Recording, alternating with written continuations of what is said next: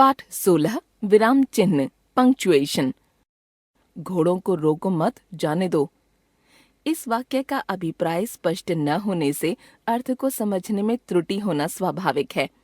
हो सकता है कि दूसरा व्यक्ति इस वाक्य का अर्थ अपनी इच्छानुसार समझ ले, अतः मन के भावों को भली भांति प्रकट करने के लिए विराम चिन्हों का ज्ञान होना आवश्यक है।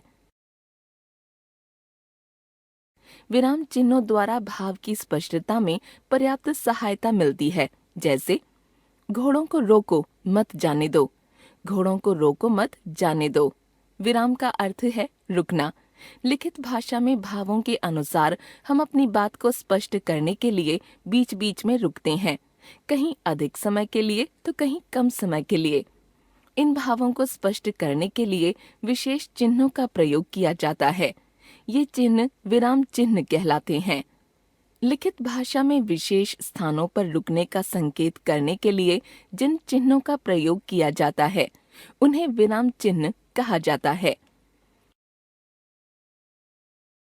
हिंदी में प्रयोग किए जाने वाले विराम चिन्ह निम्नलिखित हैं: पूर्ण विराम, अल्प विराम, अर्ध विराम, प्रश्नवाचक चिन्ह, विस्मयादि बोधक चिन्ह, निर्देशक चिन्ह, योजक चिन्ह, उद्धरण चिन्ह, कोष्ठक चिन्ह, लाघव चिन्ह। पूर्ण विराम, किसी बात के पूरा हो जाने पर इस चिन्ह का प्रयोग किया जाता है। यह वाक्य की पूर्णता का बोध कराता है। जैसे अरुण पुस्तक पढ़ता है, मैंने गीता पढ़ ली है, राजू मसूरी गया है। ध्यान रहे, प्रश्नवाचक वाक्यों के अंत में पूर्ण विराम का प्रयोग नहीं किया जाता है।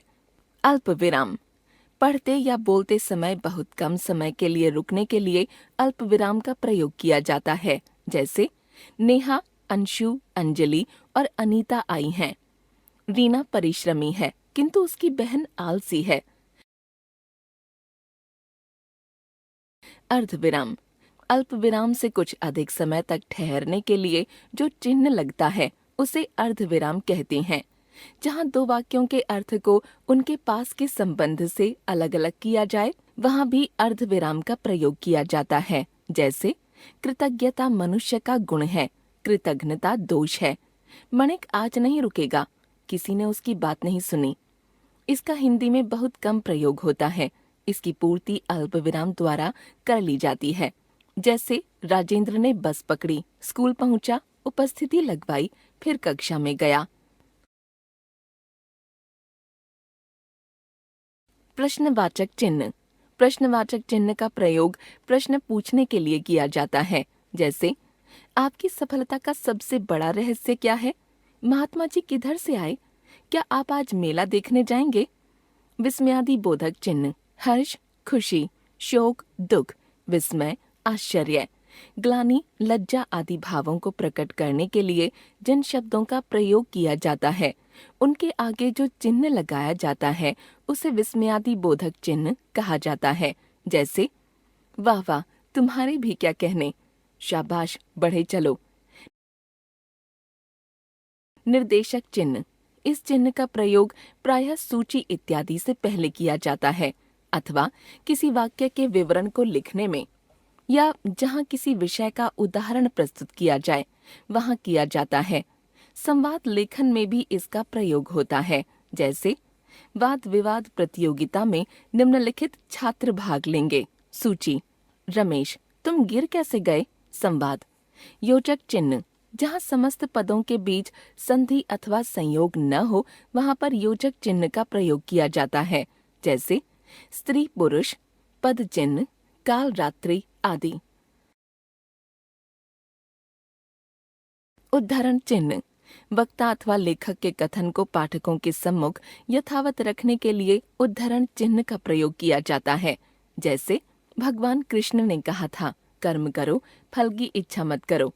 कबीरदास जी कहते हैं, सत्य बराबर तप नहीं, झूठ बराबर पाप। विशेषतः हिंदी भाषा के अंतर्गत इकहरे उद्धरण चिन्ह का प्रयोग भी देखने को मिलता है। इसका प्रयोग मुख्य रूप से उपनाम, पुस्तक के नाम आदि के लिए किया जाता है। जैसे बालकृष्ण शर्मा, नवीन। कोष्ठक, वाक्य में प्रयुक्त कठिन शब्द का अर्थ प्रकट करने के लिए या दिए गए शब्द नाम आदि को स्पष्ट करने के लिए, नाटकों आदि में भावों का संकेत देने के लिए कोष्ठक का प्रयोग किया जाता है। जैसे उसकी बुद्धि बड़ी स्थूल मोटी है। नेहा मुस्कुराते हुए, मैं कल अवश्य आऊंगी। लाघव चिन्ह, इसका प्रयोग शब्द को संक्षिप्त रूप में लिखने के लिए किया जाता है। जैसे all India institute of medical sciences AIIMS, doctor डॉ, प्रोफेसर प्रो, पंडित पन इत्यादि। हम जान गए विराम चिन्ह। विराम का अर्थ ठहरना या रुकना। भाषा को लिखते समय जिन चिन्हों से रुकना प्रकट किया जाए, विराम चिन्ह। विराम चिन्ह कई प्रकार के: 1 पूर्ण विराम, 2 अल्प विराम, 3 अर्ध विराम, 4 प्रश्नवाचक चिन्ह, 5 विस्मयादि बोधक चिन्ह, 6 निर्देशक चिन्ह, 7 योजक चिन्ह, 8 उद्धरण चिन्ह, 9 कोष्ठक चिन्ह, 10 लाघव चिन्ह।